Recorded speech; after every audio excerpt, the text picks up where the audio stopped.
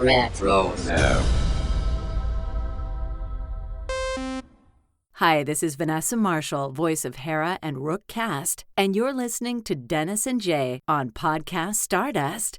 Their behavior is continually unexpected.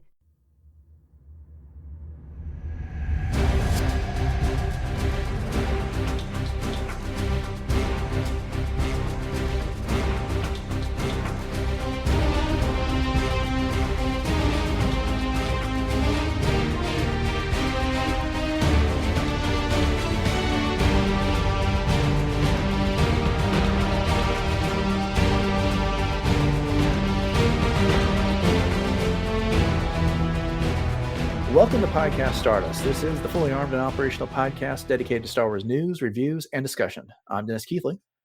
And I'm Jay Krebs. And let's wrap up this week with a discussion of some recent Star Wars news. Before we dive into that, Jay, I want to remind everybody where we can be found around the internet. You got it, Dennis. My pleasure as always. We are on Facebook and Instagram, conveniently at Podcast Stardust. All right, the digital line, the signal's boosted to maximum output, the chocolates are arranged in heart-shaped boxes, the shield is down, the roses are arranged in a vase, and we are now broadcasting to the galaxy. Happy Valentine's Day. So Yes. That was me being clever.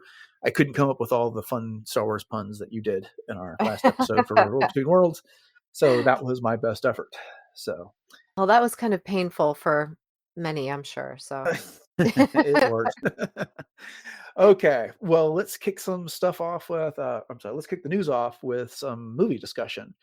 And once again, Daisy Ridley is talking about the new Jedi Order. And more specifically, she is being quoted as saying that she's involved with the new Jedi Order. So she is doing the interview circuit for her upcoming movie Cleaner, which comes out on February 21st. And as with all Star Wars veterans, once you appear in a Star Wars movie, you're always going to be asked about Star Wars, especially when you got an upcoming project. And so she was asked about this movie, and so she was kind of talking about how involved she is. And I'm going to let you read this quote here about her response to all that. Yeah, sure, no problem. She said, I don't know that I'd be a producer on it, but I certainly have been very involved. I'm involved in, well, not very involved, but I'm involved in as much as I know what's going on. I know the story, I know what's going on with the script, so I'm aware of all that. And I think what's been really wonderful over the last few years is being more involved from the start to finish, really coming to set knowing this is the absolute best way we can tell the story. These are the best actors for the job. This is the best crew for the job. Having that confidence is so lovely. And it's not that I didn't have that before, but I'm much more cognizant of it now. So, in that way, I'm looking forward to turning up, really knowing the ins and outs of what the journey has been. And we're arriving at the absolute best place to tell this particular story. Right. So, yeah, and this makes sense because it's been over 10 years since The Force, well, maybe 10 years this December since The Force Awakens released, Hmm. and she's grown up. I mean, she's been in a whole lot more movies. She defined this role. This Right. makes complete sense that she would have more of a voice, more of a say, more input in the development of this movie, even if it's not to the level of producer. You can't do a movie featuring the character Rey without Daisy Ridley. For sure. And so, yeah, it makes sense that they'd give her a say. Oh, absolutely. And I know we've said this before as well when we were kind of hinting about her involvement and the depth of Daisy's involvement with this whole thing, but it just makes so much sense because she knows this character inside and out. And as you said, she is Rey and she's lived this life of this character for so long that it really doesn't make sense to not use her knowledge and to have her as involved as possible. Indeed, indeed. And so, and it's just kind of like, Ewan McGregor got to do Obi-Wan Kenobi, and he was an executive producer on there. But Hmm. his career is in a bit different place than hers is right now. He's even more of a veteran than she is and has done more producing and the like there. So, you know, again, she doesn't need to have the producer credit in order to have serious influence on this project. Hmm. So anyways, and I suspect it's also just not just a courtesy, but it's a courtesy that she's owed because they've gone through so many writers on this thing. Kathleen Kennedy pitched this to her, and then they introduced her at Star Wars Celebration in London, and they've changed writers twice since then. Mhm. Mhm. So I could see why they'd want to keep her happy because she really is integral to this project. Oh, for sure. And she can give insight to anyone involved in this project that no one else can. Indeed, indeed. Mhm.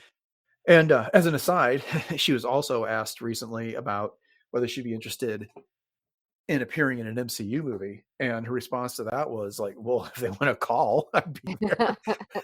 I'm trying to figure out what kind of Absolutely. MCU character or what superhero that hasn't been done that, or even has been done that might be getting recast. She'd be good in. You have any thoughts on that?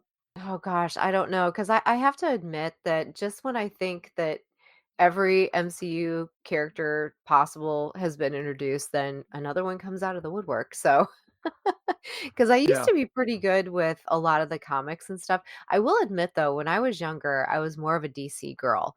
It Hmm. wasn't until the whole MCU initiative had been launched back in the 2000s that I really got on board with MCU stuff. So I used to know more about DC comics than I did MCU, but I think she'd be a fine addition to the collection if she was on board, but I don't have any Yeah. ideas. But do you?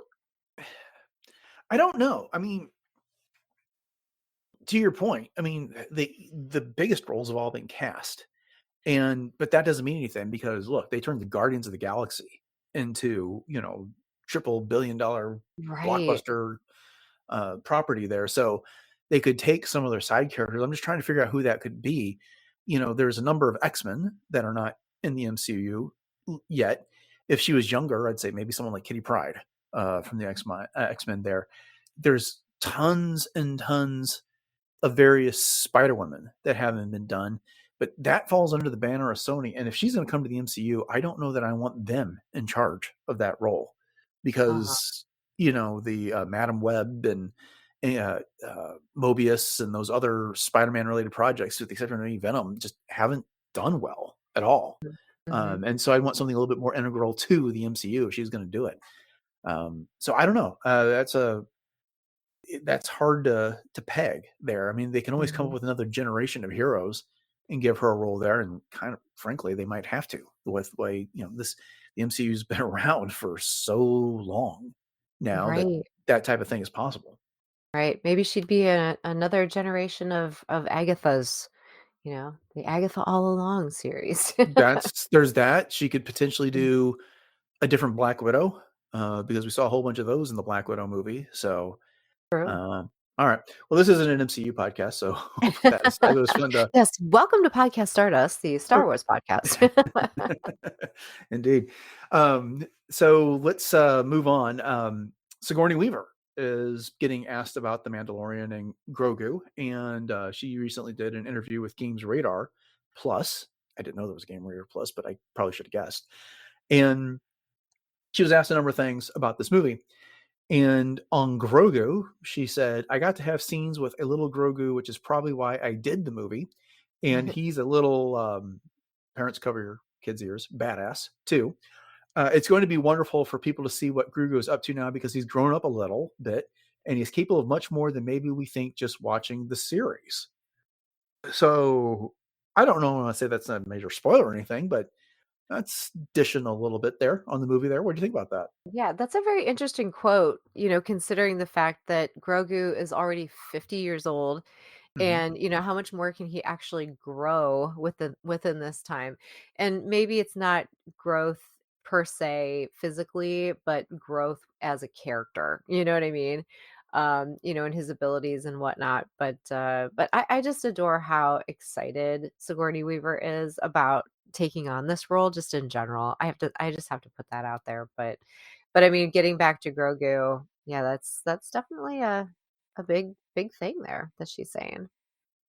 Yeah. And, what's interesting is like, I don't want to say Grogu is static through the first 3 seasons of The Mandalorian, but he doesn't grow up at all, not physically any there. Right. Him and the Mandalorian develop a better relationship and they become more in sync with each other. And Mandalorian understands what the Grogu's getting at more than he did in the past. And Mandalorian put Grogu on his Mandalorian training. And, Right. Yeah. they left the Mandalorians so that they could walk the way. And they could, I can't remember exactly what Bo-Katan and the Armorer called it, when Din Djarin was going to take Grogu out so that he could raise him as an apprentice there.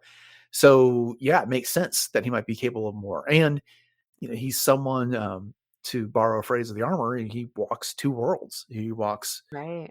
he walks the way of the Mandalorians and the Children of the Death of the Watch, and he also has Force powers. So he's got Mhm. some very rudimentary Jedi training there. So he could do all kinds of things in this movie. I it's interesting to hear Sigourney Weaver say that, but it's a tantalizing clue. But I don't think we know at all what that means. For sure. Yeah. I'm just so stoked for this though, because there's so many different ways that they could go with, like you said, just having his feet in both worlds. Mm-hmm. So excited for it. Well, that's not all she talked about when it comes to the Mandalorian Grogu. On her role, she said, I play a wonderful character who is, in a position of authority, and I have to send the Mandalorian out on a mission on the Outer Rim where all the bad stuff happens. So we had been wondering what her role was in this movie. Was she going to be a good guy? Was she going to be a bad guy? Was she going to be a Mandalorian? Was she going to be someone with the Imperial Remnant or whatever it is? But no, sounds like she is a Republic officer. That Right. seems pretty cool. Yeah, very cool. And sounds like she's got a big role too, as far Mhm. as we knew that she was going to be a standout character, but I mean, this is pretty substantial. Right. And I love the fact that she uses the correct term, Outer Rim. There, this Yes. is a conversation we've had a lot before. Is that Mhm. anyone can play a role? They don't have to love the role. They don't have to love Star Wars, but it's always just a little bit cooler when they do know something about Absolutely. it here. And so for her to to use, and now she could have also just picked that up from the script and because she memorized her lines like any good actor would. But at the same time, she seems to speak about this from a place of knowledge, which Right. just one of us, one of us, Right. just Yeah, I was just this is an gonna say. opportunity to geek out a little bit about it.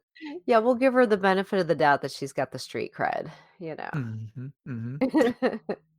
And then furthering that, she says, on the appeal of this role in Star Wars in general, she says, I admire it, but I don't sit around wishing I was in another franchise because I've been so lucky to be in some wonderful ones. But at that time, when I was offered it, I was delighted. I'm a great fan of Jon Favreau. I was already a great fan of The Mandalorian. So, I mean, That's yeah, awesome she to didn't, hear.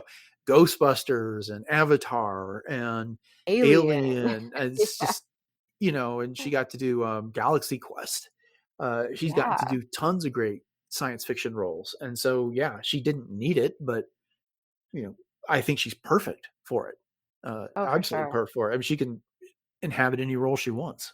And that's why I'm so excited that she seems so excited as well, because she's kind of the every woman of Hollywood. She's Hmm. been pretty much everywhere and done pretty much everything if you think about it. And so for her to land here in the galaxy far, far away is pretty darn cool. Yeah. And I love this fact that, she says she's a great fan of Jon Favreau. I risk like sticking my foot in my mouth here because there's gonna be something I just don't know about. But has anyone ever said anything bad about Jon Favreau? I mean, he seems like one of the nicest guys in Hollywood. Right, right. No, I think you're absolutely correct in that. And he is one of the more likable people out there, and he's just so favorable to everything that I Hmm. mean, what's not to like, you know? Yeah. Trying to think. I guess the last thing I saw him in was Deadpool 2. Um, Yeah. yeah, the very beginning of that movie. So, Yep, spoiler yep. if you haven't seen it, but He brings a or smile to Deadpool 3, everyone's not face. Deadpool 2. What am I saying? Deadpool Deadpool and and Wolverine. Wolverine. Yeah, Yes. which is Deadpool 3. It's definitely not Deadpool 2. Um, but Which yeah, was I just mean, on the other night. oh, Yes. I've watched that movie like half dozen times since it's come out on Disney Plus, and I saw it twice in the theaters before that. I think it's fantastic. It loses a little something after all the cameos and things on rewatches, but there's still so many scenes that are just so much fun. And then, the chemistry between Deadpool and Wolverine, Oh, yeah. Ryan Reynolds and Hugh Jackman in that movie is absolutely fantastic. We're talking about MCU again. How did this happen? Squirrel. Yeah. Clearly, we need to start up an MCU podcast, Oh Jay. gosh, it's all good, we're Yeah. just geeks all around, and we Hmm. own that. Okay. Well, and they are adjacent, same parent company and Oh, all. for So, sure. Mhm. Speaking of same parent company, we got some new details for Seasons of the Force at Disneyland. So Disney, yeah. We talked about this a little bit in the past, and there's been some new tantalizing clues about things that are going to happen, and frankly, an entire blog article on the Disney Parks blog.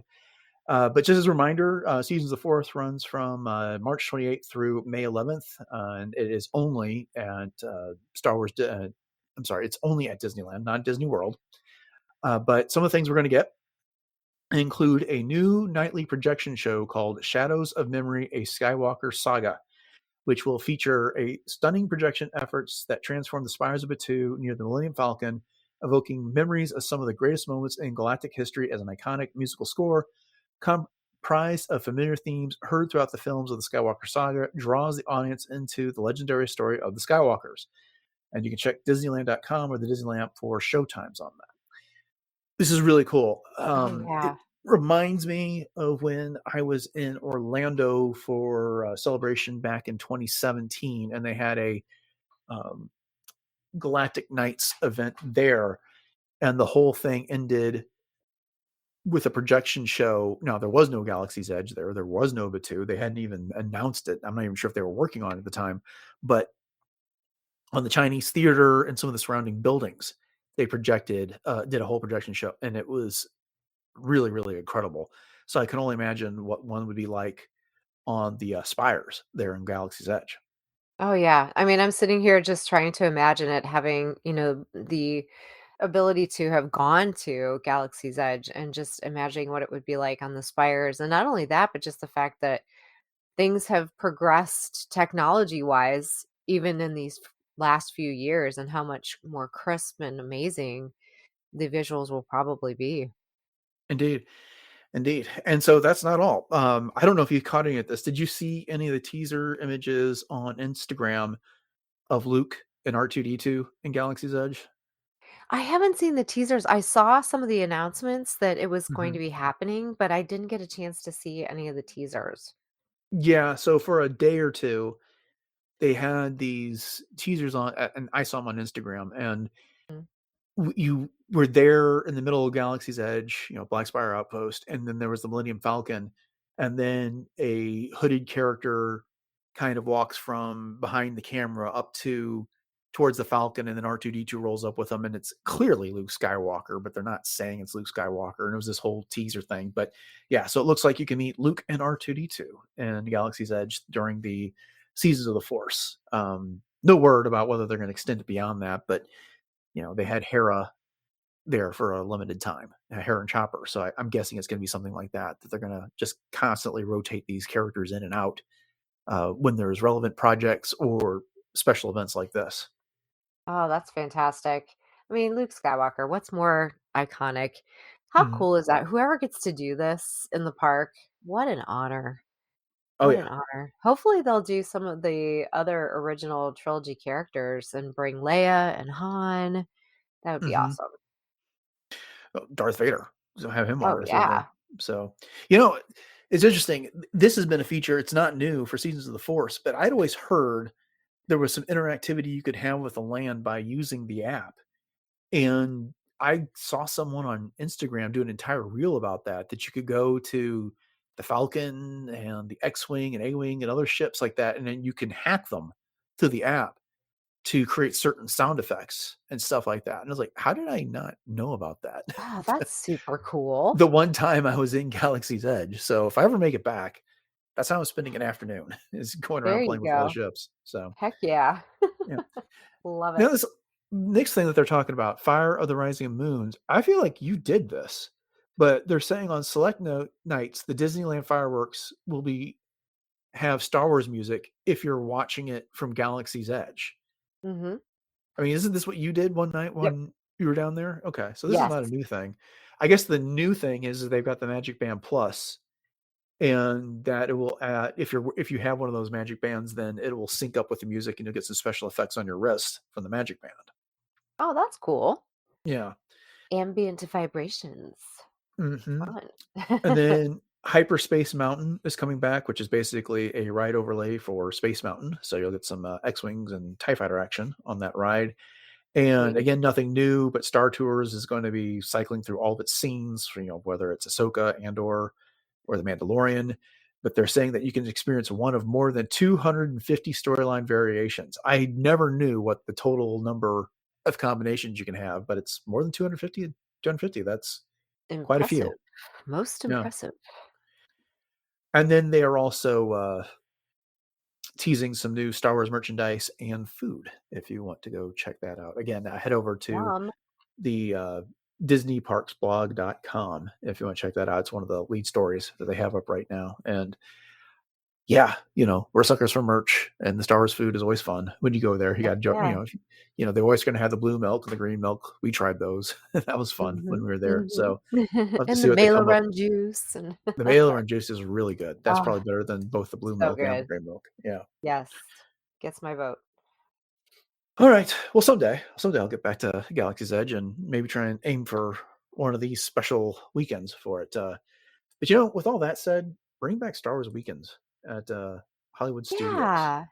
You know. Oh my god goodness. I mean, I really do think that there is a lot of Star Wars personalities out there that would be more than willing to come back and do those kinds of things. I mean, James Arnold Taylor was a Mhm, staple there, and I really think Sam Witwer would be all over it if he could. mhm. But I'm speaking for them, but Yeah, they would be fantastic. and just the extra events that they have in the park when that goes on. I mean, this is essentially that. Mhm. This, but just without the actor appearances and stuff. But and I get it. They invest all that time and effort in celebration, but we haven't had a stateside celebration since 2022, and we don't know if when we're going to get another one. I'm assuming Right, 2027, if nothing right. else, for the Oh, 50th anniversary of A New Hope. But seems so you know, far away. yeah, yeah. But those I only ever made it to one Star Wars weekend. I'd love to go back and check one out. Yeah, I've never experienced one, so I would love to do it, just period. And frankly, I didn't even realize it was a Star Wars weekend until I got there. It just so happened to be the weekend that we booked our vacation. So Oh, wow. That's yeah, very fortuitous. Yes. yeah, good timing. Yeah. All right, well, that's what we got for this week's Star Wars news. Thank you all for joining us. Just as a reminder, we cover the news every Friday here on the podcast. So if you want to get our take on these things, make sure you subscribe to the podcast. Subscribe to the podcast on your podcatcher of choice. And once you've done that, we'd appreciate it if you would like, rate, and review. Follow whatever it is that your podcatcher has. And if you leave a review on Apple Podcasts, we'll make sure that we get that covered here on the show at some point. And if you want to get into some more of the back episodes of the show beyond the 1 to 200 that your podcatcher is going to likely have, one of the best places to do that is to head over to retrozap.com, and everything's there from episode 1 to episode 847 and this one. There's been a lot of changes over the year. You can find some interesting discussion back in the day. With that said, Jay, before I turn it over to you, I did want to respond to a little bit of social media feedback. Over on YouTube, we have a new listener who goes by the name of Spooky Jawa, and he's been interacting with us pretty much on every single episode for the past couple of weeks. Been fun. It's been nice to get his feedback on it, and he has a little. I don't want to say little. He's got a nice YouTube channel of his own that has had 10, 15-minute Star Wars shorts, and it seems like he also recently started a podcast. So if you're looking for some more Star Wars content, go check him out. Uh, Sweet. yeah, Jay, with that said, you want to go ahead and remind everybody what our social media contacts are and where else we can be found online. Sure thing. We are so easy to find. We are at Podcast Stardust on all your socials, including Facebook and Instagram. And speaking of YouTube, we do have our two YouTube outlets. So the traditional YouTube as well as YouTube Music. So get on the bus with Spooky Jawa and check both of those out. And we also have our T Public store, which has 7 different show logo designs available on all kinds of Podcast Stardust goods. So if you are in need of a closet refresh or some goods for your home, you can check out the link in our show notes. And if you do happen to get something, snap a picture, share it with us, and we'll be happy to share it back out. All right, Jay, what's going on in cosplay? Sure. Right now on my Instagram at j.snipscosplay, you can always catch me up to Ahsoka or Hera, the Fourth Sister, my Mandalorian, and I've got some other projects in the works for the spring. So I have Fan Expo Cleveland coming up in March, and a little quiet otherwise right now, but hopefully you're going to be getting out for some new photo shoots and other things here real soon. But until then, check things out at j.snipscosplay on Instagram. All right. So going forward on Monday, we are getting back into the Clone Wars with our rewatch. We are on episode 21 of season 1, so the penultimate episode of that season, which is the finale of the Ryloth trilogy. And then on Wednesday, we are have the second episode in our Revenge of the Sith series for this year with a great guest, brand new one of the show. So make sure you come stick around for that. So with all that said, thanks for joining us for episode 848 of Podcast Stardust, everyone. Have a great weekend. And until next time, may the Force be with you.